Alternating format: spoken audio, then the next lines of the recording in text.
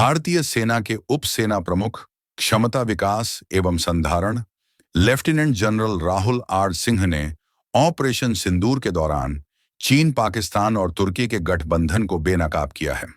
उन्होंने कहा, इस अभियान में हमने एक सीमा पर जंग लड़ते हुए 3 विरोधियों को शिकस्त दी।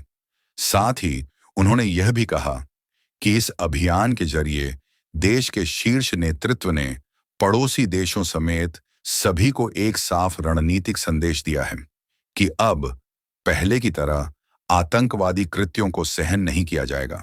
क्षमता विकास एवं संधारण के उप सेना प्रमुख lieutenant general Rahul R Singh ने ऑपरेशन सिंदूर को लेकर बड़ा खुलासा किया है। उन्होंने दावा किया कि ऑपरेशन सिंदूर के दौरान चीन, पाकिस्तान को भारत की तैयारियों और अग्रिम मोर्चों पर हमारी तैनाती को लेकर इनपुट दे रहा था। उन्होंने बताया कि पाकिस्तान को चीन से हमारे महत्वपूर्ण वेक्टरों के लाइव अपडेट मिल रहे थे। फिक्की द्वारा आयोजित न्यू एज मिलिट्री टेक्नोलॉजीज कार्यक्रम में बोलते हुए उन्होंने कहा कि जब डीजीएमओ स्तर की वार्ता चल रही थी, तब भी पाकिस्तान को चीन से हमारी गतिविधियों के लाइव अपडेट मिल रहे थे। ऐसे में ये एक ऐसा क्षेत्र है जहां हमें असल में ज्यादा से ज्यादा और तेजी के साथ काम करने की जरूरत है। चीन, तुर्की और पाकिस्तान के गठबंधन को किया गया बेनकाब। अपने संबोधन में lieutenant general Rahul R Singh ने चीन, तुर्की और पाकिस्तान के गठबंधन को बेनकाब करते हुए कहा कि ऑपरेशन सिंदूर के दौरान हम एक सीमा पर 2 विरोधियों या असल में कहें तो 3 से जंग लड़ रहे थे। उन्होंने बताया कि पाकिस्तान अग्रिम मोर्चे पर था और चीन उसे हर संभव सहायता प्रदान कर रहा था। उन्होंने यह भी कहा कि पाकिस्तान के पास 81% सैन्य हार्डवेयर चीनी है। इस अभियान में चीन ने एक तरह से अपने हथियारों का परीक्षण अन्य हथियारों के खिलाफ किया। पाकिस्तान उनके लिए एक प्रयोगशाला की तरह उपलब्ध था और तुर्की ने भी इस प्रकार की सहायता प्रदान करने में महत्वपूर्ण भूमिका निभाई। आबादी वाले क्षेत्रों में एयर डिफेंस को करना होगा और भी मजबूत। अपने संबोधन में lieutenant general Rahul R Singh ने एक मजबूत वायु रक्षा प्रणाली की आवश्यकता पर बल दिया। उन्होंने कहा कि भविष्य में अगर पाकिस्तान हम पर हमला करता है तो वह आबादी वाले क्षेत्रों को निशाना बना सकता है।